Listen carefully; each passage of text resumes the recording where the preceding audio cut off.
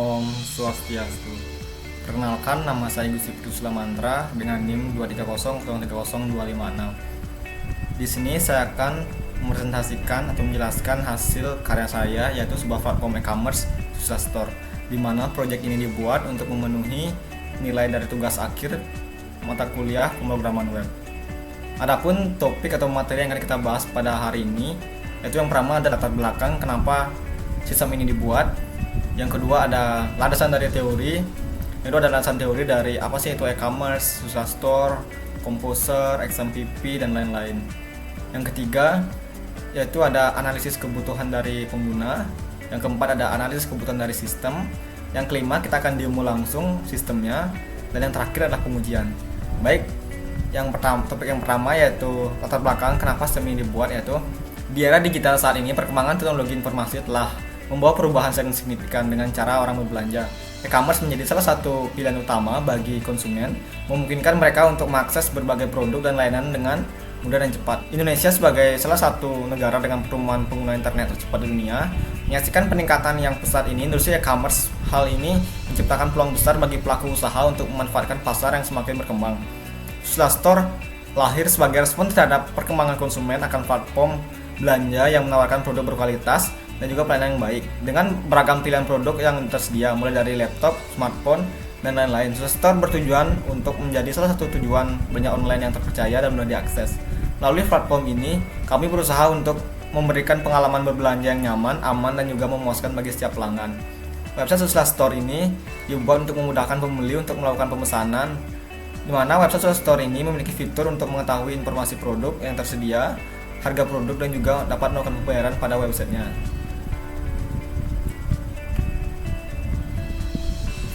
Selanjutnya yaitu pengertian dari e-commerce. Apa sih itu e-commerce?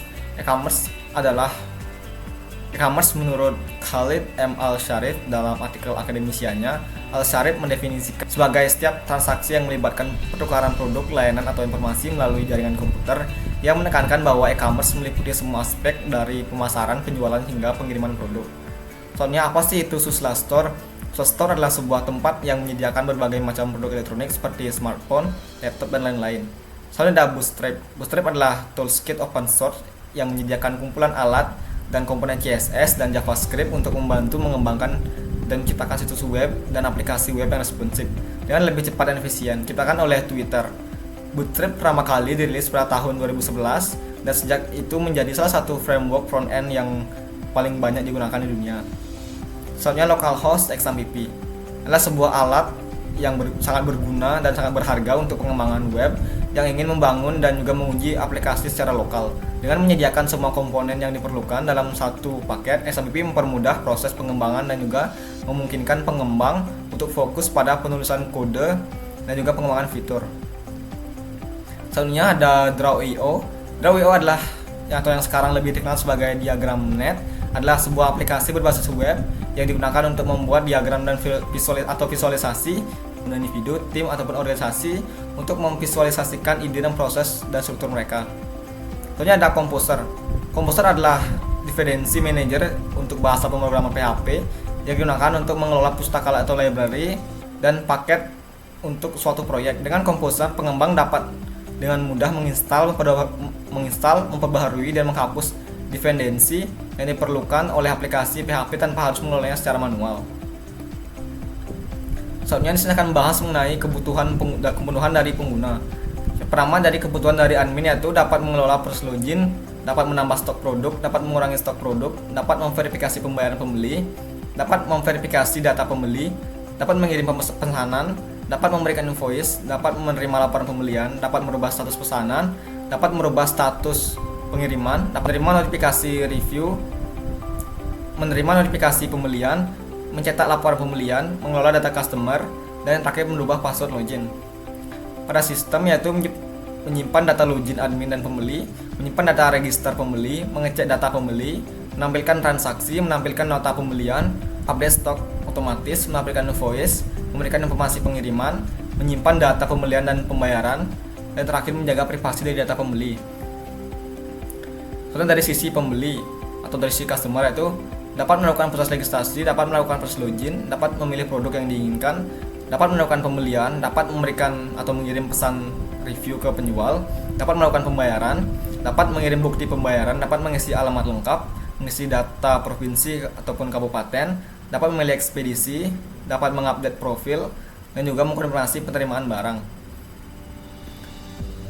Topik selanjutnya yaitu analisis kebutuhan sistem. Dari admin sendiri, yang pertama ada halaman dashboard, itu sebagai halaman utama dari admin. Yang kedua ada halaman profil, di mana pada halaman profil ini admin dapat melakukan edit profil seperti update nama lengkap, username, password, dan juga foto. Pada halaman review, yang ketiga ada halaman review, yaitu pada halaman review ini admin dapat melihat detail dari review pelanggan, dan juga admin dapat menghapus review.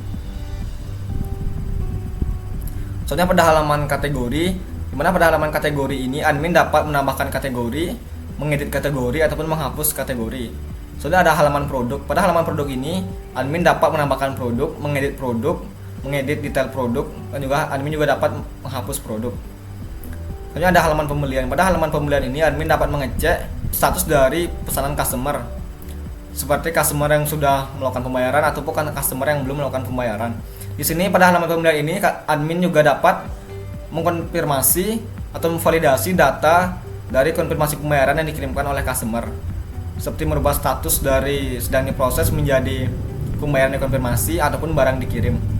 Soalnya ada halaman customer, di mana pada halaman customer ini admin dapat mengelola data dari customer seperti menghapus customer dan lain-lain. Soalnya ada halaman laporan. Pada halaman laporan ini admin dapat mendownload laporan sesuai periode yang telah dimasukkan sebelumnya. Seperti contohnya admin memasukkan periode 1 Januari 2025 sampai 15 Januari 2025 dengan status pending, maka akan muncul data dari pembelian dengan status pending pada periode tersebut. Yang terakhir yaitu menu logout, yaitu untuk keluar dari sesi admin. Soalnya pada sesi customer, yang pertama ada halaman beranda, di mana ini merupakan halaman pertama ketika customer mengakses website. Soalnya ada halaman register, di mana pada halaman register ini ketika customer belum memiliki akun, maka customer dapat mendaftar terlebih dahulu. Soalnya ada halaman login, di mana setelah mendaftarkan akun maka customer dapat melakukan login. Soalnya ada menu produk.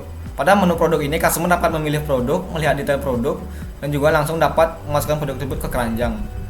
Soalnya ada tentang kami, yaitu berisi deskripsi singkat mengenai toko. Soalnya ada kontak. Pada halaman kontak ini customer dapat mengirim pesan ke admin ataupun mengirim pesan review ataupun pesan lainnya. Soalnya ada halaman profil, di mana pada halaman profil ini customer dapat mengecek pesanan, mengedit profil, dan lain-lain. Soalnya halaman keranjang belanja. Pada halaman keranjang belanja ini customer dapat melakukan check out, dan juga customer juga dapat kembali berbelanja. Ini ada menu search, di mana pada menu search ini customer dapat mencari produk yang diinginkan. Ini ada menu pesanan, di mana pada menu pesanan ini customer dapat melihat pesanan, seperti apakah pesanan tersebut sudah dibayar ataupun masih pending. Yang terakhir ada edit profil seperti yang saya jelaskan sebelumnya, di mana pada halaman edit profil ini customer dapat mengedit profil seperti nama lengkap, alamat, nomor telepon, foto, dan lain-lain. Selanjutnya adapun software yang saya gunakan untuk perancangan aplikasi ini, yaitu yang pertama satu software XMPP untuk localhost. Selanjutnya ada satu software text editor Sublime Text, satu operating system Windows 10, satu unit laptop Infinix. Yang terakhir ada satu software browser Chrome. Baik, langsung saja kita demo ke aplikasinya. Baik, yang pertama kita masuk ke aplikasi XMPP. Nah, pada aplikasi XMPP ini kita start bagian Apache dan MySQL. Oke, untuk aplikasinya kita minimize saja.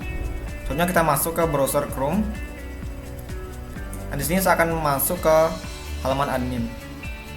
Nah, ketika kita ingin masuk ke halaman localhost user store dan masuk ke halaman admin, maka akan langsung menunjukkan notifikasi seperti ini, dimana kita harus login terlebih dahulu sebelum masuk ke halaman admin. Oke, baik, saya akan login terlebih dahulu.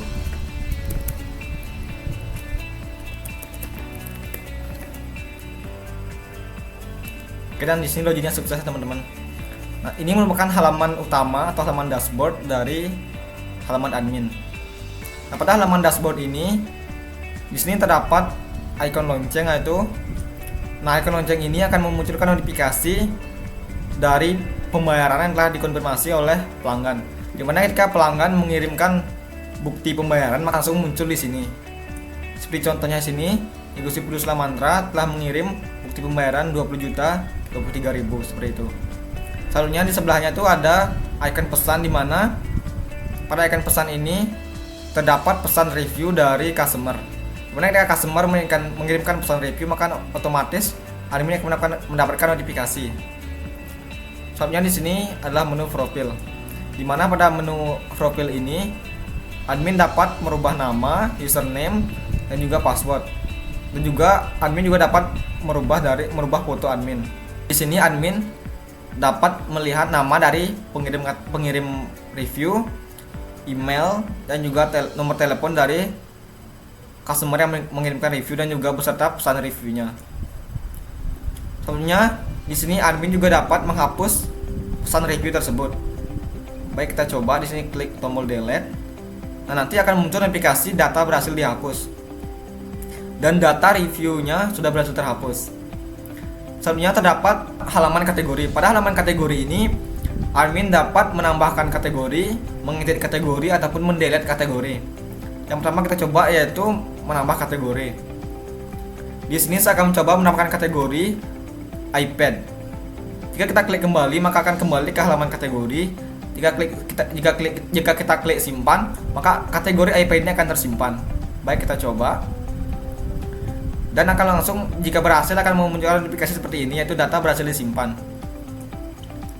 Dan di sini datanya sudah berhasil ditambah, yaitu yang sebelumnya 2 menjadi 3 itu. Dan data kategori yang sudah kita buat itu telah berhasil ditambahkan, yaitu nama kategorinya itu iPad. Selanjutnya kita coba edit. Untuk iPad ini saya edit saya akan edit menjadi tablet. Baik, kita coba simpan dan berhasil. Di sini data berhasil diedit. Dan yang sebelumnya iPad setelah kita edit akan berubah menjadi tablet. Selanjutnya kita akan mencoba menu dari delete. Dan berhasil, di mana data berhasil dihapus. Dan data dari tablet tersebut sudah hilang dari halaman kategori. Selanjutnya ada halaman produk, di mana pada halaman produk ini terdapat menu untuk menambah produk, melihat detail dari produk, dan juga menghapus dari produk. Pertama kita akan coba menambah produk. Di sini yang pertama yaitu kita memilih kategorinya, apakah laptop ataupun smartphone. Di sini kita coba laptop.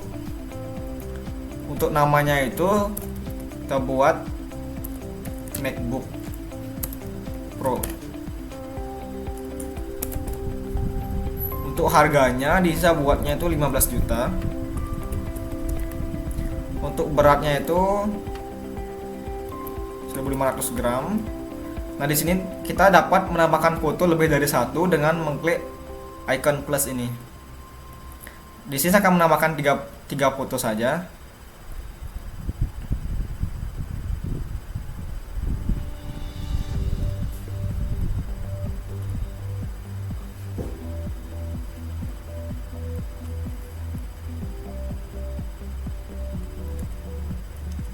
Nah, selanjutnya setelah menambahkan foto, di sini kita menambahkan deskripsi dari produk.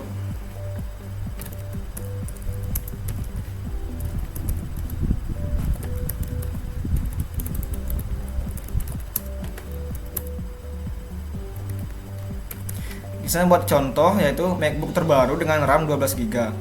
Soalnya di sini saya menambahkan stok produk, misalnya buatnya sini 100. Nah, kita klik simpan, maka akan otomatis menampilkan notifikasi data berhasil disimpan. Kita klik OK dan coba kita cek untuk datanya. Nah, di sini sudah masuk ya. Dan di sini sudah masuk yaitu kategorinya laptop, namanya itu MacBook Pro dengan harga 15 juta, berat 1500 gram. Nah, di sini akan coba melihat dari tombol detail. Nah, di sini akan terlihat nama kategori, nama produk, harga, berat, deskripsi, dan juga stok. Nah, di sini untuk fotonya itu dapat kita edit. Misalnya saya ingin merubah foto yang kedua ini, saya akan bisa klik hapus. Nah, maka di sini akan tersisa 2 dan saya akan menambahkannya menambahkan dengan foto baru. Misal saya ingin menambahkan foto ini, kita klik simpan dan foto itu berhasil ditambahkan. Soalnya di sini kita juga bisa mengedit dari nama kategori ini sampai stok produk dengan mengklik edit produk. Nah, di sini kita dapat mengedit semuanya. Nah, di sini kita dapat mengedit nama kategori, nama produk, harga, berat, foto untuk foto produk, foto halaman awal, foto produk, terus juga foto produk ini ada foto yang pertama kali muncul pada halaman produk. Ini ada stok produk. Dan di sini akan mencoba fitur dari delete. Nah, baik, data berhasil dihapus. Kita coba cek. Dan datanya sudah berhasil dihapus, yaitu data dari MacBook Pro sudah berhasil dihapus. Ini merupakan halaman pembelian, di mana pada halaman pembelian ini admin dapat melihat detail pembelian dan juga melihat pembayaran dari customer. Jadi saya akan coba melihat detail dari pembelian atas nama Gusti Priscilla Mantra pada tanggal 18 Januari 2025 dengan total pembelian 42.023.000. Di sini mungkin saya akan cobakan yang dengan nomor yang 9. Di sini statusnya itu sedang diproses. Di sini saya akan coba melihat detail terlebih dahulu. Di sini namanya atas nama Gusti Priscilla Mantra, emailnya priscillamantra@gmail.com dengan nomor telepon 081 0881 0385 9200 dengan nomor pembelian itu 9. Tanggal pembelian itu tanggal 18 bulan Januari 2025 dengan total pembelian 22.023.000. Nah, 23.000 ini adalah ongkirnya. Data pengirimannya itu Jalan Tukat Bandung Utama nomor 12 Denpasar dengan ekspedisi JNE dan total ongkirnya itu 23.000. Nah, di sini saya akan coba melihat pembayarannya. Di sini atas nama transfernya atas nama Gusti Priscilla Mantra, banknya BCA 22.023.000. Tanggal pengirimannya itu tanggal 18 Januari 2025. Ini saya akan coba membuat nomor PO-nya atau membuat nomor resinya. Di sini akan membuat nomor resi pengirimannya. Di sini saya akan membuat status pembayaran dikonfirmasi. Dan di sini data pembelian berhasil diupdate. Nah, di sini pada nomor 9 ini atas nama Gusti Priscilla Mantra 18 Januari 2025 dengan total 42.023.000. Pembayaran telah berhasil dikonfirmasi. Soalnya ada halaman customer. Pada halaman customer ini, admin dapat menghapus data dari customer tersebut. Ini kita akan mencoba menghapus data dari customer nomor 3 atas nama Susila. Dan data berhasil dihapus. Maka data dari customer nomor 3 sudah terhapus dari halaman customer. Soalnya yang terakhir di sini ada halaman laporan pembelian. Nah, pada halaman laporan pembelian ini admin dapat melihat laporan dari pembelian customer. Ini saya akan mencoba melihat laporan dari 1 Januari 2025 sampai 31 Januari 2025 dengan status barang dikirim. Dan di sini kita akan klik menu startnya. Baik, terdapat satu pembelian dengan status barang dikirim. Soalnya di sini saya coba mengubah statusnya menjadi status pending atau yang belum dibayar. Kita coba start. Di sini terdapat 3 data dari pesanan yang belum dibayar oleh customer. Di mana dari 3 data ini akan otomatis ditotal, yaitu total dari jumlah pembelian dari ketiga data ini yaitu 52.247.000. Di sini admin juga dapat mendownload laporan pembelian tersebut. Di sini kita akan coba download.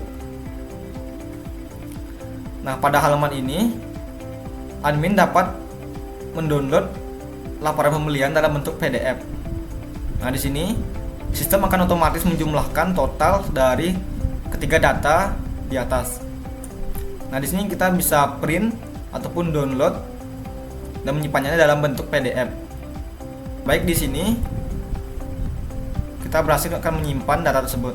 Nah, kita sudah berhasil mendownload data dari pembelian. Nah, kita akan coba buka dari laporan pembelian ini. Nah, ini merupakan file dari laporan pembelian yang sudah kita download.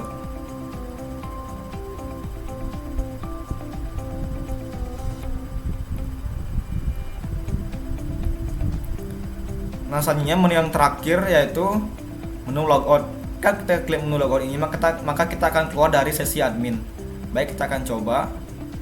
Nah, kita telah keluar dari sesi admin. Nah, selanjutnya di sini akan masuk ke dalam sesi pelanggan. Nah, ini merupakan halaman dashboard dari sesi pelanggan. Nah, di sini pada halaman awal akan muncul slide dari promo-promo yang ada dalam toko.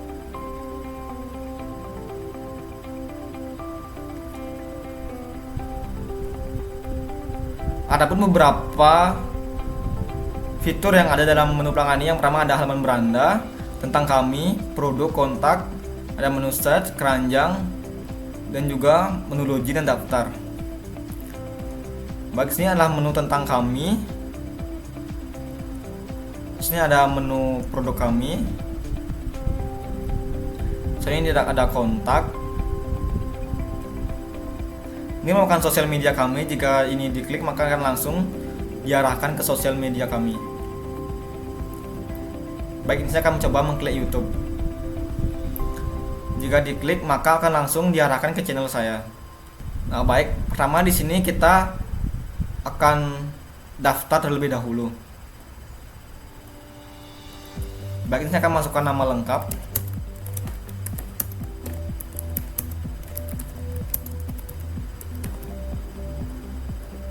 Di sini saya akan memasukkan email.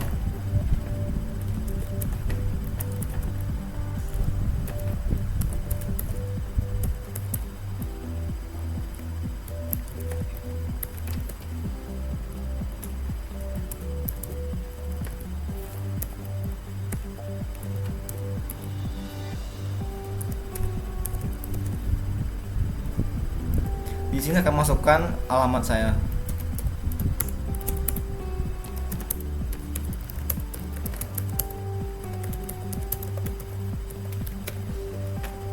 Saya di sini akan memilih foto. Nah, di sini akan memilih. Nah, baik, jika sudah terisi semua dengan benar, maka kita klik daftar. Dan di sini muncul notifikasi pendaftaran sukses dan silahkan login. Dan kita akan mencoba login.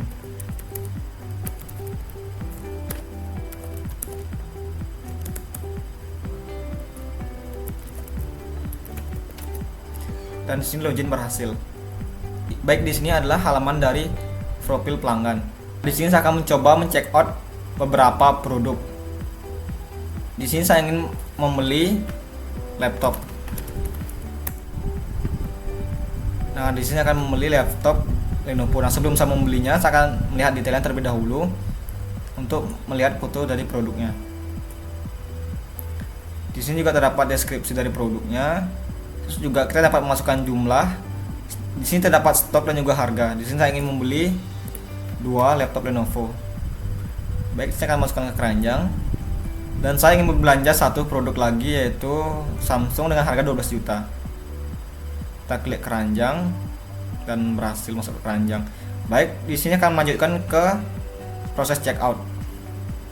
Nah, pada proses checkout ini di mana saya membeli laptop Lenovo dengan jumlah 2 unit dan Samsung dengan jumlah 1 unit.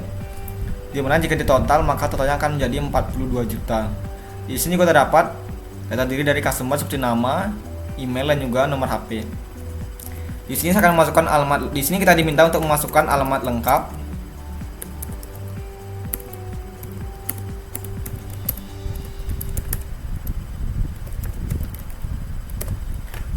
Selanjutnya kita diminta untuk memasukkan provinsi. Di sini akan memasukkan provinsi Bali dengan distrik atau kabupatennya itu dengan Kota Denpasar. Ekspedisinya bisa memilih ekspedisinya itu JNE. Untuk paketnya itu bisa memilih yang reguler dengan ongkir 23.000 dengan estimasi 3-4 hari. Baik, di sini kita klik check out dan pembelian itu sukses. Nah, di sini terdapat dua tombol, yaitu tombol nota dan juga input pembayaran. Pertama kita akan masuk ke tombol nota terlebih dahulu. Nah, pada tombol nota ini terdapat data diri dari customer, data pembelian, soalnya ada data pengiriman. Pada data customer ini terdapat nama, email, dan nomor telepon. Data pembelian terdapat nomor pembelian, tanggal, dan juga total pembelian yaitu 42.023.000. Nah, 23.000 ini adalah ongkir dari pembelian ini.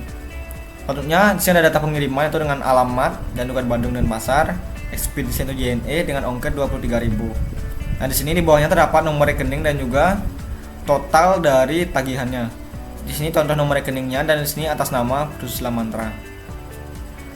Nah, selanjutnya di sini akan mencoba untuk menginputkan pembayarannya, yaitu dengan klik input pembayaran. Nah, di sini saya akan memasukkan nama dari akun m-banking saya, yaitu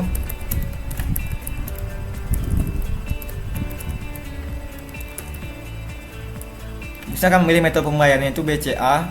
Ini merupakan jumlah atau totalnya. Saya akan masukkan contoh bukti transfer. Jika sudah terisi semua dengan benar dan sesuai dengan nominal yang diminta, kita klik kirim. Nah, yang sebelumnya input pembayaran akan berubah menjadi lihat pembayaran. Nah, pada halaman lihat pembayaran ini kita akan dapat melihat total tagihan, nama dari yang transfer, bank, jumlah dan juga tanggal. Dan di sini juga terdapat bukti dari transfer. Dan pada halaman admin akan muncul notifikasi yaitu pembayaran atas nama Gusti Pusla Mantra itu dengan total 42 juta. Nah, kita klik notifikasinya, maka kita akan langsung diarahkan ke halaman konfirmasi pembayaran. Nah, saya akan mencoba menginputkan nomor resinya yaitu PO 00005 dengan status pembayaran dikonfirmasi, dan saya akan langsung proses. Nah, di statusnya sudah berubah dan coba kita cek pada halaman profil yaitu. Nah, baik, yang sebelumnya sedang diproses, di sini customer akan melihat statusnya itu pembayaran dikonfirmasi dengan nomor PO atau nomor resi 005. Dan selanjutnya di sini kita juga dapat mengedit profil. Nah, pada halaman update profil ini kita dapat mengupdate nama. Nah, untuk email itu tidak dapat diupdate, dan khusus untuk password itu untuk update-nya itu terpisah. Nah, di mana kita harus memasukkan password lama dengan benar dan juga kita memasukkan password baru dan juga konfirmasi password. Nah, jika password lama yang dimasukkan salah, maka tidak akan bisa mengganti ke password baru seperti itu. Dan di sini kita coba.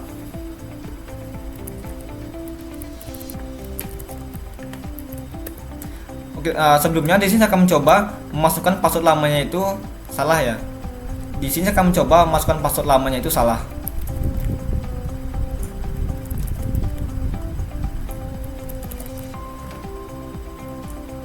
Nah, akan muncul notifikasi bahwa password lama salah atau tidak sesuai dengan akun Anda. Nah, selanjutnya kita akan coba memasukkan passwordnya dengan benar.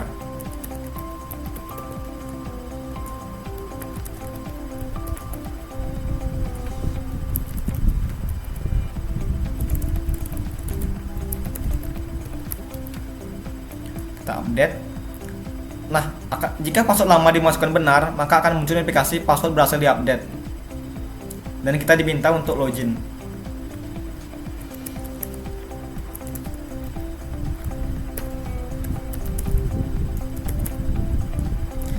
Dan di sini kita coba masukkan password baru yang sudah kita update. Dan login sukses. Soalnya di sini kita bisa mengedit foto profil, alamat, dan juga nomor telepon.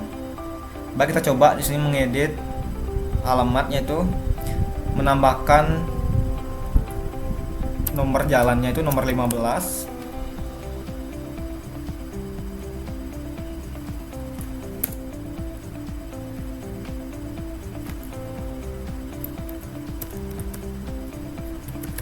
Dan di sini saya ingin merubah fotonya itu menjadi foto ini, teman-teman.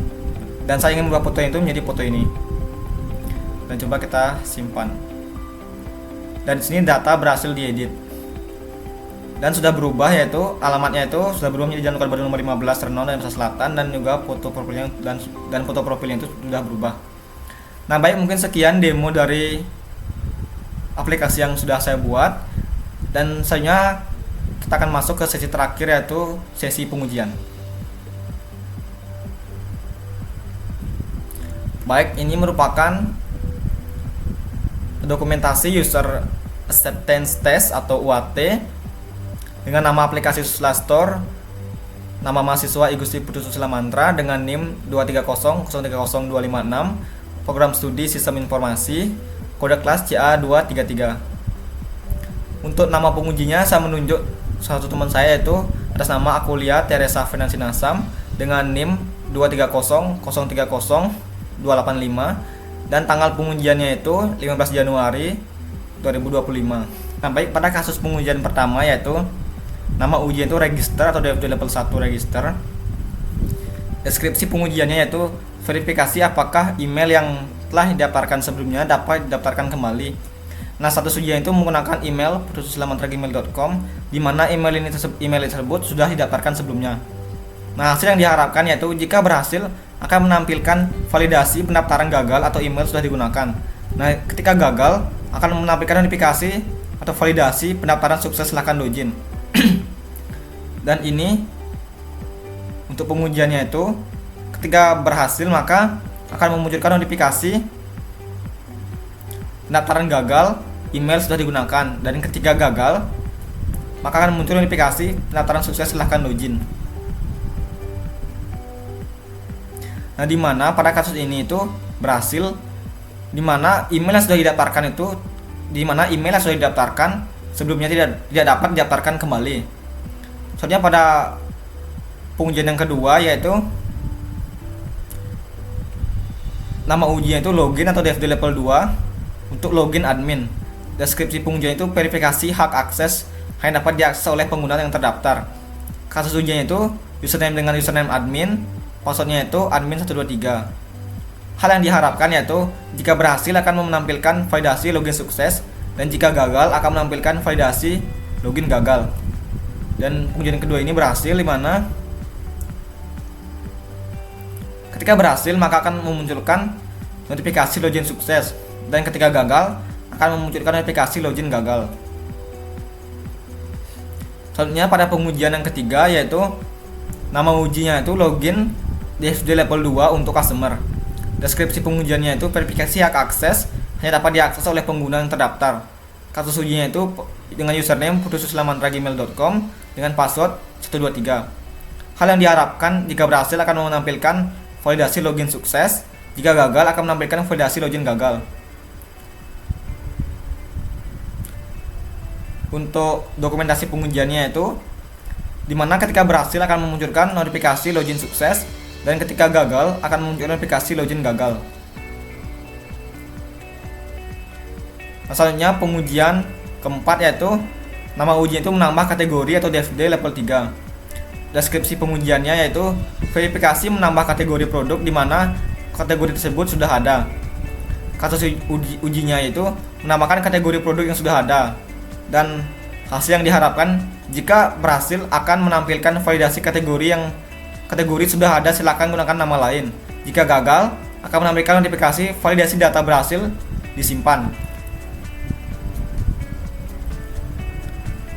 Nah, di sini ketika berhasil maka akan memunculkan notifikasi kategori sudah ada, silakan gunakan nama lain. Jika gagal, data berhasil disimpan. Selanjutnya pada pengujian yang kelima, yaitu nama ujian itu update password customer. Deskripsi pengujiannya yaitu update password, di mana password lama yang dimasukkan harus benar agar password baru bisa digunakan. Kasus ujinya itu username putususlamantra@gmail.com dengan password 123.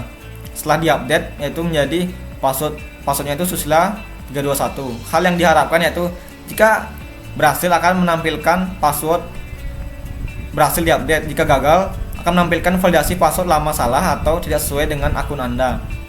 Nah, di sini ketika berhasil maka akan memunculkan notifikasi password berhasil diupdate. Ketika gagal maka akan memunculkan password lama salah atau tidak sesuai dengan akun Anda. Nah, pada kasus pengujian yang keenam, yaitu mencoba akses paksa ke halaman checkout tanpa login. Deskripsi pengujiannya itu mencoba mengakses paksa halaman checkout dalam kondisi belum login atau belum melakukan login.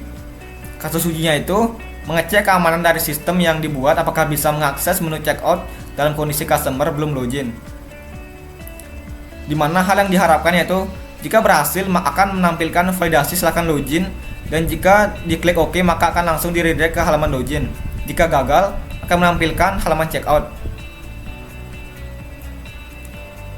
Nah di sini ketika berhasil akan menunjukkan notifikasi silakan login, dan jika diklik OK maka akan langsung di redirect ke halaman login.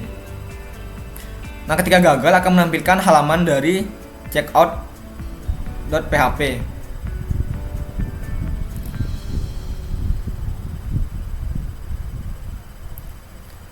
Nah selanjutnya pada pengujian yang ketujuh yaitu nama ujinya itu mencoba akses paksa ke halaman keranjang yang kosong. Deskripsi pengujiannya itu mencoba mengakses paksa halaman dari keranjang di mana keranjang tersebut dalam keadaan kosong atau tidak berisi produk. Kasus ujinya itu mengecek keamanan dari sistem yang dibuat apakah dapat mengakses halaman keranjang jika keranjang dalam kondisi kosong.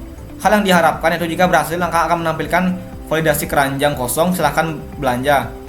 Jika gagal akan menampilkan halaman keranjang. Nah di sini ketika berhasil maka akan menampilkan keranjang kosong dan silakan belanja. Ketika kita klik menu OK maka akan langsung di redirect ke halaman produk. Nah ketika gagal maka akan menampilkan halaman dari keranjang.php.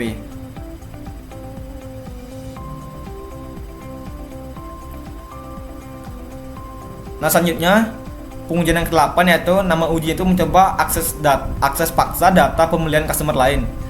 Deskripsi pengujian itu mencoba mengakses data pembelian dari customer lain untuk mengecek keamanan data pribadi customer. Pengujian menggunakan printr. Kasus ujinya itu mengecek keamanan dari sistem yang dibuat. Di sini saya berada pada ID customer 2 dengan ID pembelian 4 dan berusaha mengakses ID pembelian 1 dengan ID customer 1. Dimana hasil yang diharapkan yaitu jika berhasil akan menampilkan validasi session tidak ditemukan, dan jika gagal akan menampilkan data customer dari customer yang ingin diakses. Nah ini jika berhasil maka akan memunculkan notifikasi session tidak ditemukan. Dimana disini saya mencoba mengakses ID customer 1. Nah ketika gagal maka sistem akan menampilkan detail dari data diri seperti ID pembelian, ID customer, tanggal pembelian, total pembelian dan lain-lain dari data customer yang ingin kita akses.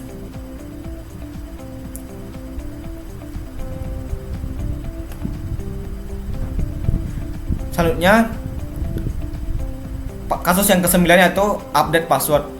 Deskripsi pengujiannya itu mengupdate password admin tanpa menghilangkan foto yang sudah ada. Nah hasil yang diharapkan yaitu jika berhasil akan menampilkan validasi data berhasil diupdate dan foto admin tidak akan hilang. Jika gagal akan menampilkan validasi data berhasil diupdate dan foto admin akan hilang. Nah di sini ketika berhasil maka muncul notifikasi data berhasil diupdate, dan di sini dapat kita lihat bahwa foto adminnya itu tidak hilang. Ketika gagal, di sini akan muncul notifikasi data password berhasil diupdate, namun di sini foto adminnya akan hilang. Selanjutnya pada kasus pengujian yang ke-10 yaitu sistem akan menghitung secara otomatis total dari laporan pembelian. Deskripsi pengujiannya yaitu sistem akan otomatis menghitung jumlah pembelian pada laporan pembelian. Kasus ujinya itu mengecek apakah data pembelian sudah otomatis dijumlahkan oleh sistem atau tidak. Hasil yang diharapkan yaitu jika berhasil akan menampilkan total dari jumlah pembelian pada laporan pembelian. Jika gagal akan menampilkan total dari pembelian pada laporan pembelian adalah Rp0. Nah ketika berhasil maka sistem akan otomatis menjumlahkan ketiga data ini. Dari ketiga data ini totalnya itu 52.247.000. Nah ketika gagal maka di sini totalnya itu adalah Rp0. Pada kasus uji yang ke-11 yaitu menambah nomor resi dan status pesanan yang sudah ada. Deskripsi pengujiannya yaitu verifikasi penambahan nomor resi pesanan, di mana nomor resi yang sama tidak dapat digunakan dua kali. Kasus ujian itu menambah nomor resi yang sama dengan nomor resi yang sudah ada sebelumnya. Hasil yang diharapkan yaitu jika berhasil akan menampilkan validasi nomor resi sudah digunakan, silakan gunakan nomor resi lain. Jika gagal, akan menampilkan validasi data pembelian berhasil diupdate. Nah, di sini ketika berhasil, maka akan memunculkan notifikasi nomor resi sudah digunakan. Silahkan gunakan nomor resi lain. Ketika gagal, akan muncul notifikasi data berhasil diupdate. Nah, ini merupakan kasus pengujian yang terakhir, yaitu kasus pengujian yang ke-12, yaitu nama pengujiannya itu menampilkan notifikasi ketika produk tidak ditemukan. Deskripsi pengujiannya itu, sistem akan menampilkan notifikasi ketika produk yang di-search oleh customer tidak ada.